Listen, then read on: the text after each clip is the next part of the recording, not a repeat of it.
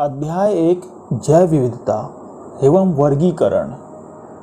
इस अध्याय के अभ्यास के प्रश्न हम करेंगे। सही विकल्प चुनिए। इसका फर्स्ट क्वेश्चन है वर्गीकरण में, फिर 4 ऑप्शन दिए गए हैं। अ, गुण की पहचान जरूरी नहीं। ब, वर्ग के सदस्यों में अधिक से अधिक समानता है। स, समूह के सदस्यों में समानताएं नहीं होती। या द, कोई आधार नहीं है। तो उत्तर होगा ब, वर्ग के सदस्यों में अधिक से अधिक समानता है।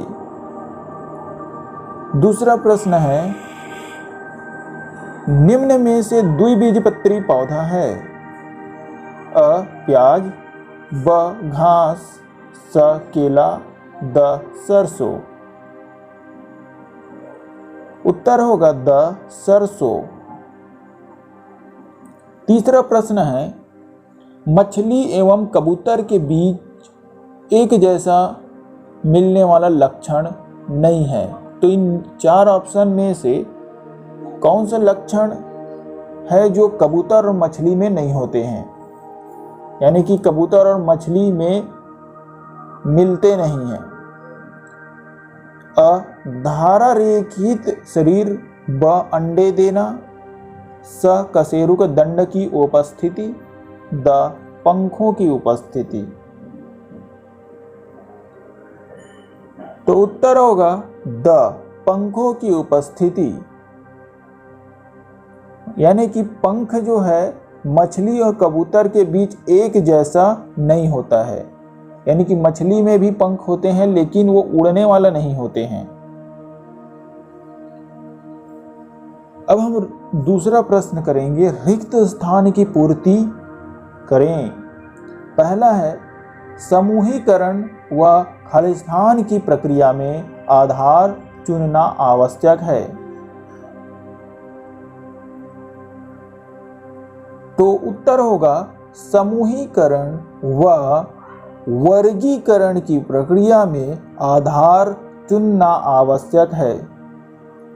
दूसरा प्रश्न होगा खालिस्तान जगत में प्रोकैरियोटिक जीवों को शामिल किया जाता है।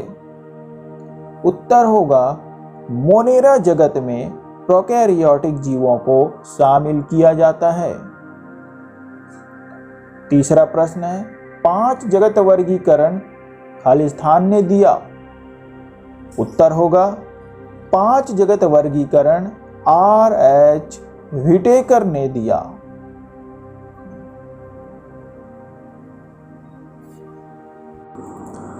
अब हमारा मुख्य प्रश्न में से तीसरा प्रश्न है फंजाई जगत के कोई 2 विभेदक लक्षण लिखें।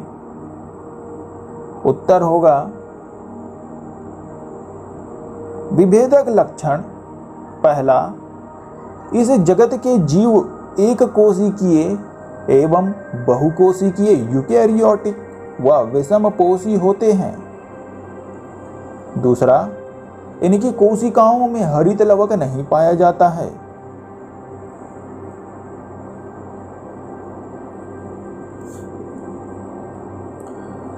चौथा प्रश्न है उभयचर एवं सरीसृप में कोई 2 अंतर लिखें। तो 2 कॉलम बना लेंगे आंसर में, एक तरफ उभयचर और दूसरी तरफ सरीसृप। उभयचर में पहला, उभयचर की त्वचा नमी युक्त होती है।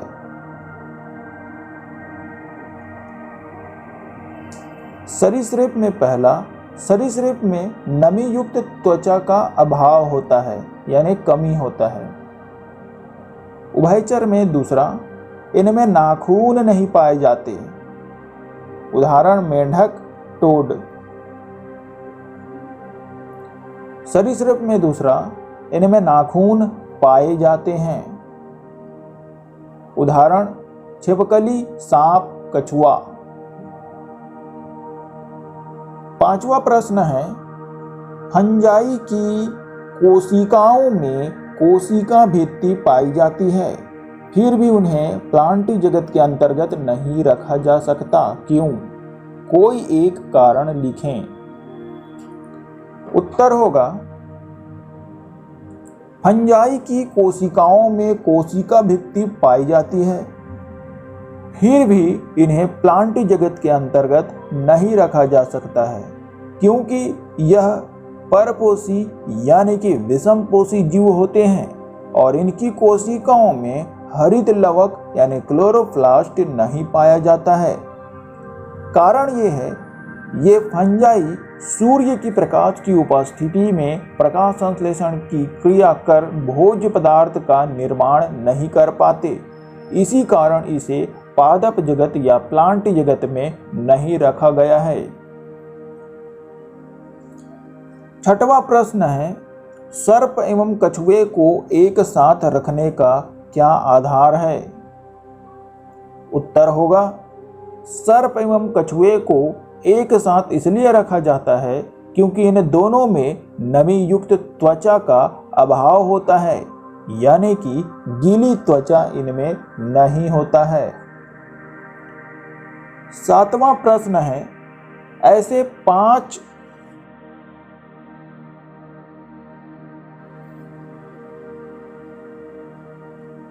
पौधों के नाम बताएं जिनके बीजों में 2 बीज पत्र पाए जाते हैं। आंसर होगा ऐसे 5 पौधों के नाम जिनके बीजों में 2 बीज पत्र पाए जाते हैं, वो हैं चना, मटर, मूंग, आम, नीम।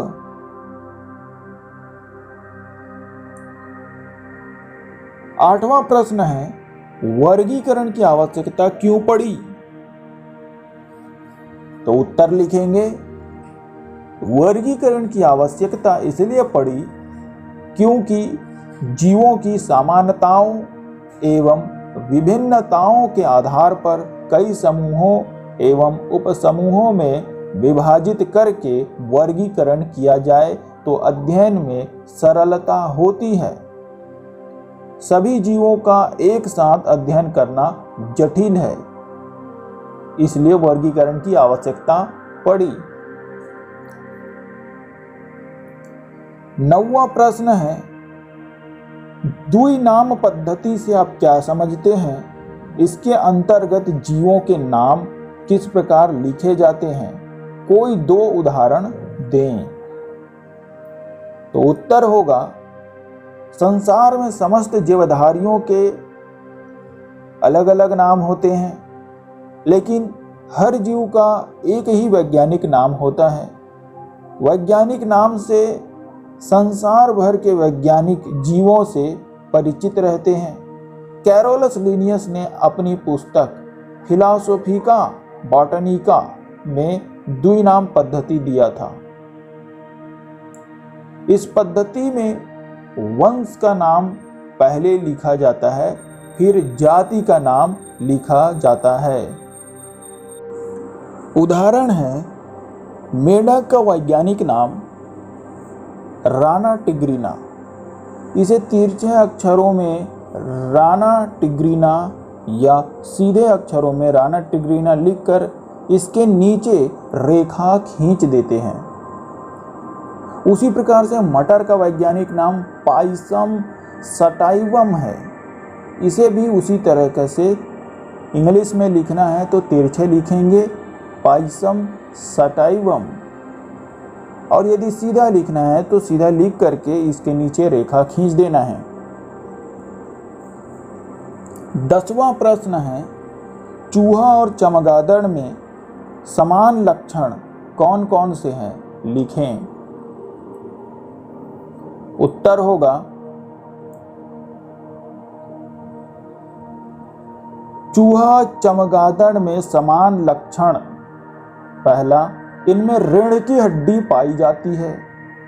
दूसरा, ये बहुकोशिकीय यूकेरियोटिक एवं विषमपोषी होते हैं।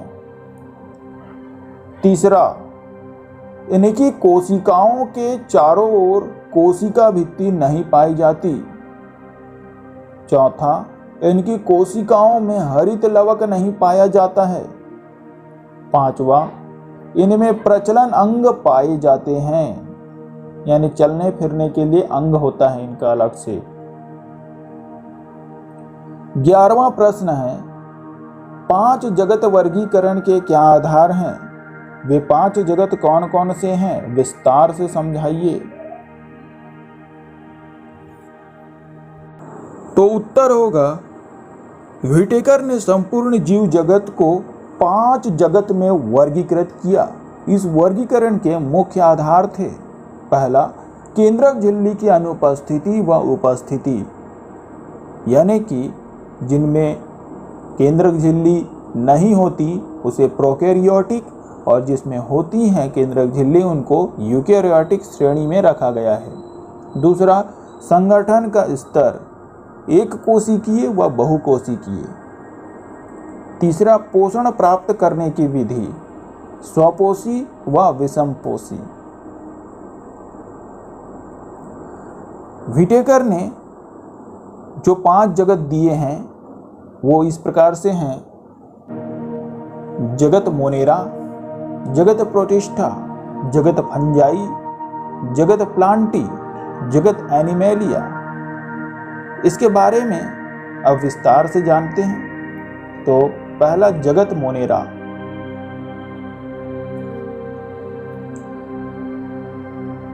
मोनेरा जगत के अंतर्गत सभी एक कोशिकीय झिल्ली रहित केंद्रक यानी प्रोकैरियोटिक कोशिका वाले जीव आते हैं।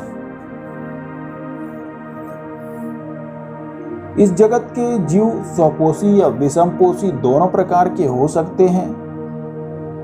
इन्हीं की कोशिका झिल्ली के चारों ओर कोशिका भित्ति होती है। इनकी कोशिका भित्ति पौधों की कोशिका भित्ति से अलग होती है।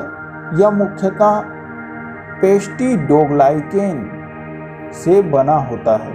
उदाहरण, जीवाणु व एनाबिना ये लिखेंगे। अब लिखेंगे जगत प्रोटिस्टा। प्रोटिस्टा जगत के सभी जीव एक कोशिकीय झिल्ली सहित केंद्रक यानी यूकैरियोटिक कोशिका वाले होते हैं। इस जगत में स्वपोषी व विषमपोषी दोनों ही प्रकार के जीव हो सकते हैं। जीवन की सभी क्रियाएं एक ही कोशिका द्वारा संपन्न होती हैं। उदाहरण है अमीबा, पैरामीशियम, एंटामीबा, युगलिना। जगत फंजाई। अधिकांश कवक तंतुमय होते हैं। ये तंतुओं का जाल बनाते हैं जिसे कवक जाल या माइसीलियम कहते हैं। इस जगत के जीव एक कोशिकीय और बहुकोशिकीय यूकैरियोटिक व विषमपोषी होते हैं। इनकी कोशिकाओं में हरित लवक यानी कि क्लोरोप्लास्ट नहीं पाया जाता है। उदाहरण है म्यूकर, यीस्ट, एगेरिकस यानी मशरूम, राइजोपस यानी ब्रेड मोल्ड, एस्परजिलस, पेनिसिलियम। जगत प्लांटी। पादप जगत के सभी जीव बहुकोशिकीय व यूकैरियोटिक कोशिका वाले होते हैं। अधिकांश पौधों की कोशिकाओं में हरित लवक पाया जाता है जिससे ये पौधे प्रकाश संश्लेषण की क्रिया करके भोज्य पदार्थों का निर्माण करते हैं, यानी कि ये स्वपोषी होते हैं। इनमें सेलुलोज की बनी कोशिका भित्ति पाई जाती है। उदाहरण स्पाइरोगायरा, फ्यूनेरिया, फर्न, साइकस, खजूर, नीम, धान। जगत एनिमेलिया। इस जगत के जीव बहुकोशिकीय यूकैरियोटिक एवं विषमपोषी होते हैं। इनकी कोशिकाओं के चारों ओर कोशिका भित्ति नहीं पाई जाती है। इनकी कोशिकाओं में हरित लवक नहीं पाया जाता है।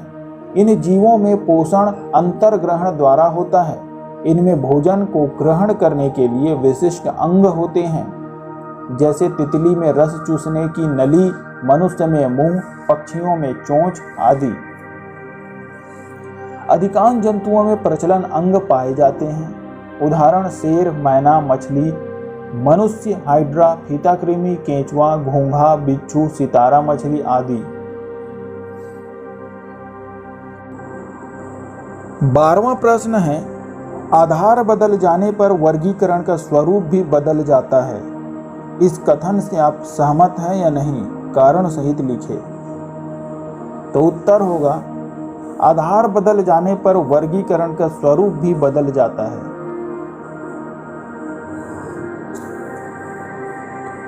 इससे हम सहमत हैं और वर्गीकरण का आधार है। इसका कारण ये है कि केंद्रक झिल्ली की अनुपस्थिति उपस्थिति होती है। यदि जीवों में इस आधार को बदल दिया जाए तो सभी निम्न वर्ग के जीव जैसे एक कोशिकीय, मोनेरा आदि इसमें बहुकोशिकीय एवं विशिष्ट लक्षण वाले हो जाएंगे और यूकेरियोटिक जीवों में प्रारंभिक लक्षण प्रकट हो जाएंगे। संगठन का स्तर, यदि इस आधार को बदल दिया जाए तो बदल जाने पर जीवों में संगठन का स्तर बदल जाएगा। पोषण प्राप्त करने की विधि, जीवों में पोषण प्राप्त करने की विधि स्वपोषण एवं परपोषण है। यदि आधार बदल जाए तो जीवों की पोषण विधि परिवर्तित हो जाएगी। इसलिए इस कथन से मैं पूर्णतः सहमत हूं कि यदि जीवों का आधार बदल जाए तो वर्गीकरण का स्वरूप ही बदल जाएगा।